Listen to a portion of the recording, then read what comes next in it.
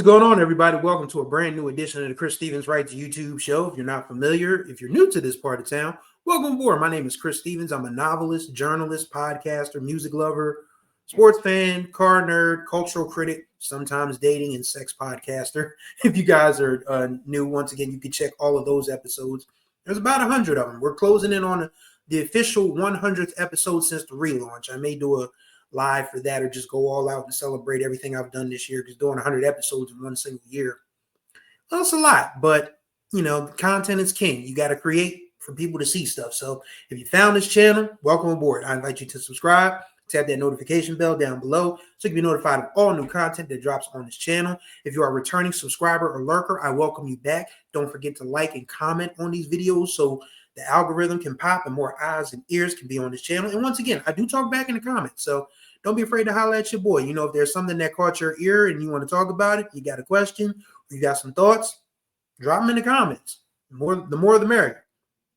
So Thanksgiving was a pretty good weekend for me. I'm kind of sad to see the weekend end because it was really peaceful for the most part. And my cream cheese and regular pound cakes, because I make two versions of my pound cake. One is with cream cheese, one is without. And those were a big hit at my aunt's Christmas dinner. So I'm on cloud nine pretty much, knowing that my baked goods were an accepted part of the Thanksgiving revelry. But I did randomly think about what I wanted to do for this channel for the rest of the year, because it's December. We are all anticipating hell on earth in the later stages of January. So those of us who are, in this content creation thing, we really got to start thinking about things to keep people interested, to, give people tangible distractions from, not distractions, but, just a little peace of mind, an escape, not a distraction, but an escape, a temporary escape from whatever's going to happen once those folks get in office. But I did say that there have been times that I've talked about it on podcasts and probably on this channel before, that when I first went into therapy, my original therapist said, you should write a book about your life as a writer because you seem to light up when you talk about it. And I was like, nobody gonna read that shit. Are you kidding me? But I became obsessed with the idea and I jotted some stuff down. I still may write it, but at the same time, I know that I can't wait for my creative brain to just, and because my writing has just suffered outside of journalism. Journalism is going great, as you guys know, but my creative writing is what is lagging the most. And I think that hurts, but I need to find a way back to it. I'm going to find a way back to it. It's just a matter of how to get there, So if any of my fellow writers out there, y'all got any hints, let your boy know, because I am on the struggle bus creatively. But until I can do that, I can talk. And as you guys know, I can talk for a long time. So I'm going to start sharing some true journalism stories. You guys have already seen the first one about the NABJ colleague who told me to take my ball and go home because I called George Zimmerman a murderer. That's not really a journalism story. That's more of a, a personality conflict story, more in the vein of people who seem to think that they're not immune to racism. He might think he's not, but God bless him. That's been years. And like I said, I really don't care what he's up to or what he's doing, but I just found, it was annoying then, but it's funny now. But that's not a journalism related story. This is. So I was watching the Lions and the Bears on Thanksgiving Day, and I thought about my trip to Detroit way back in 2006. Like, this was years ago. And I said on Bluesky, if you guys are not on Bluesky, please get on Bluesky. It's a much healthier environment than Twitter or X or whatever Musty wants to call it. But that app is dead. Bluesky is the new wave. It's much more peaceful, easier to find people with like-minded stuff, and you get to control who gets to see your stuff. Like if somebody's talking stupid, you can block them and never see them again. And they never see you. It's beautiful. But so I said on a Bluesky, Ford Field is beautiful on TV, but you have to be there in person to see it. And I said I should tell that story. So here's the story. It is the fall of 2006. I have not finished my degree at Delaware State University. I'm getting closer, but I was like 1 foot in, 1 foot out the door as far as being a student goes. But I still wanted to go to Detroit in the worst possible way because the Delaware State football team was playing Florida A&M in the Detroit Ford Football Classic, which was put on by Robert Porcher, who was one of the greatest Detroit Lions of the 90s.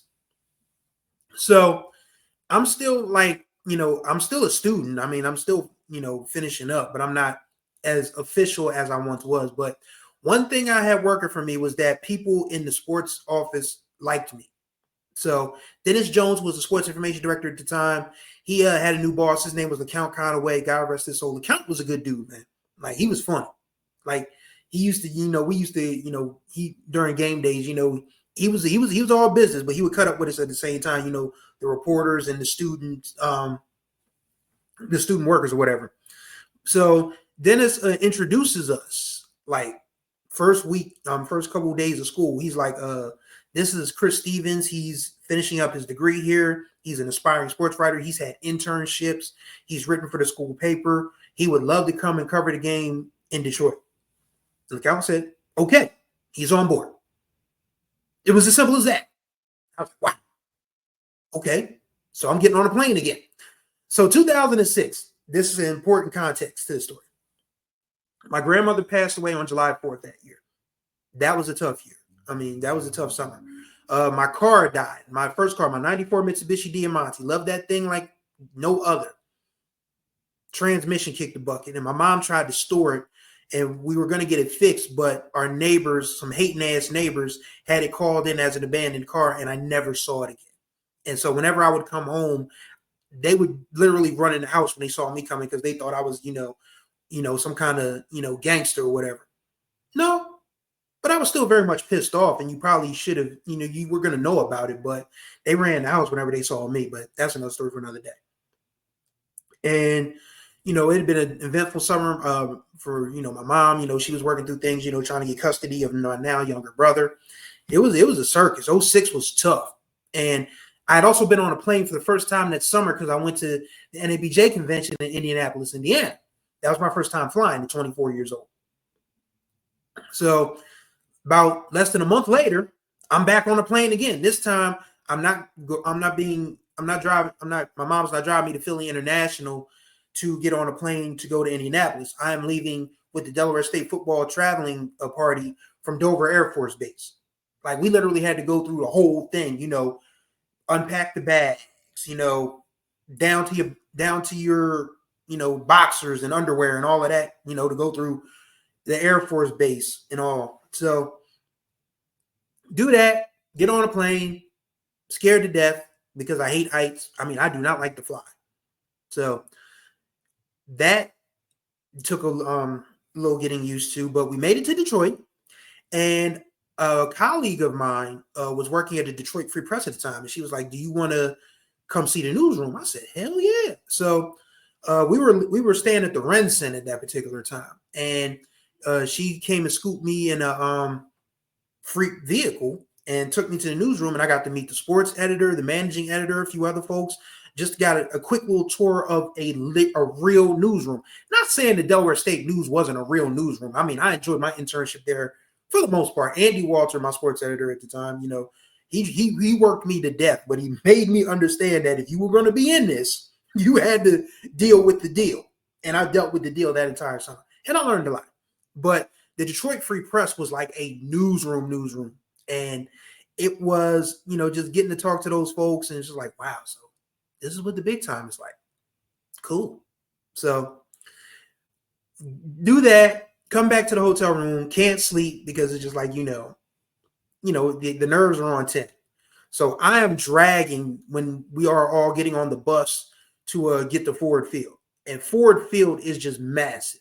If you think of Delaware State's Alumni Stadium, it's not a very big football stadium for anybody. You could probably put about 20, 25 alumni stadiums inside of Ford Field. It's huge. I'm used to walking down the steps of the press box to get to the locker rooms. You got to take elevators in Ford Field. So that was something else entirely. Another, agoraphobia nightmare for your boy. But I didn't care because I was covering the Delaware State football team versus Florida A&M. And the added bonus was the post-game concert was none other than Maze featuring Frankie Beverly. Now, this was going to be my first time seeing Frankie. My mom had seen Frankie God knows how many times before. And she turned me on to his music. But this is going to be my first time seeing Frankie because we were going to have a little bit of time because we're going to have a post-game meal and all of that stuff, after the press conferences and everything before we got back on the plane to Dover Air Force Base. So the game is kind of going like a shocker because Florida A&M was really good at that time, and Delaware State was just starting to make some inroads again because Al Levan was the coach at the time. And, he was a very interesting person and a great coach, and, he led DSU to the best they've been since the late 80s, early 90s, and haven't been that good since. God rest his soul, too. He was a good guy as well. But the game, DSU ends up winning by two or three scores, and I'm just like, oh, so this is the new Delaware State football. Okay. Because my first 2 years on staff, they were 5-18, 5-19, something like that. Wasn't very good. So they beat Florida A&M and opened up the season. It's like, okay, so this might be a new thing going on here in Dover. That's fine. But just the big time atmosphere of covering a college football game, a Division I NCAA game, in a place where they've held Super Bowls, Final Fours, all other sorts of events, was just like, it was a dream come true. And that's part of the business that I miss, that wonderment. Because I've been in this since 2002. So, there isn't much that I haven't seen or, just haven't had a chance to experience. But that was one of the highlights of my career for me as a young reporter, starting to, make some inroads, starting to get his career off the ground. And it was something that I just still remember because, it's not every day that people look out for you the way Dennis Jones looked out for me back then, or the way my colleague who now has an important job in journalism, way higher than the free press, no disrespect. But, for her to, say, let me take you around my newsroom and let you meet some folks and show you how we do things here. Like, that was awesome. And it's something that I don't take lightly at all. And it was just like so much about that weekend was memorable, and seeing Frankie for the first time, because this is when Frankie Beverly still had his fastball. Like he hadn't turned 60 yet. And, they started off with, the laid back girl, that drum. And he comes strutting out on stage in the all white, and the people who have not left the stadium yet, I think it's still about 15, 20,000 people there. And they went nuts. And I literally just stood there after, because I hustled, I got quotes from our coach, Florida A&M's coach at the time, a couple of our players, and I shot right back up that elevator to my space in the press box, because they had separate press boxes back then. Like, you had one, you had them stacked on top of each other. I sat on the bottom, of course, because I wasn't going that much damn higher. I'm sorry, I just wasn't. The agoraphobia wouldn't let me do it. But I went back to my seat, and Frankie did all the good stuff. He did Lay Back Girl to open. He did Running Away. He did a couple others before they were like, hey, Chris, you got to come on and eat. Like, damn, all right, come on. All right, so I went and ate. And I went back to sneak, I think, one more song. I want to say it was it? Shucks. It wasn't Golden Time of Day. It might have been We Are One. It might have been We Are One. And, then they said, all right, time to go. I'm like, damn. All right, so we get on the bus, get back to the airport, and that flight back was, you haven't lived through terror as a person who's afraid of flying until you've been on a plane with 85, 90 rowdy ass football players after one of the biggest wins of their lives. Like, those dudes cut a damn fool. And I'm literally just hunkered down in my seat, just praying that, Lord, I hope these niggas don't flip this plane over. Like, that was a real worry for me. That's how little I knew about flying. But made it back, got back on campus, and because I was still staying on campus halfway.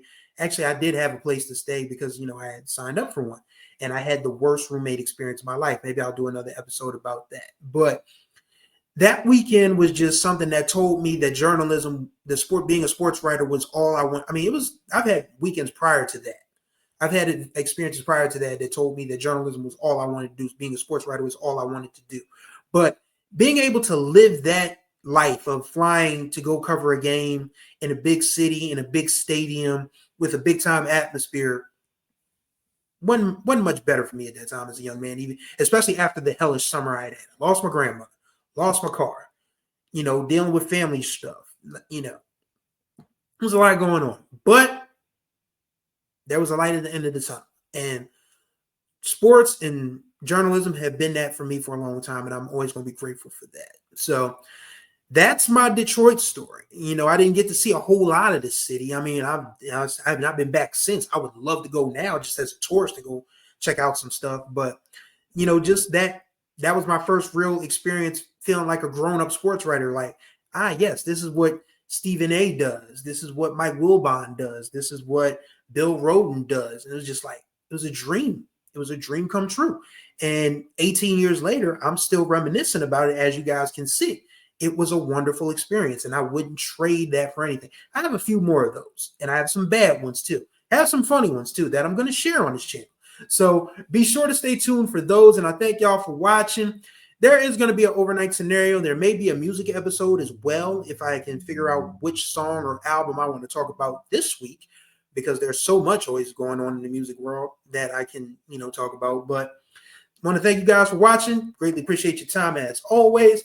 Once again, contact information will be in the description below. Don't forget to subscribe, tap the notification bells so you can be notified of everything that drops on the channel. Don't forget to like and comment on the videos so we can have a discussion. Eyes and ears can be on the channel. The algorithm can pop, and more people can see great videos like this. So thank y'all for watching. I hope y'all had a great Thanksgiving weekend. I hope December is especially good to you, because we're going to need it. But I really hope December is good to you. So until the next time we speak, which will be later on this week, y'all be good, or be good at it.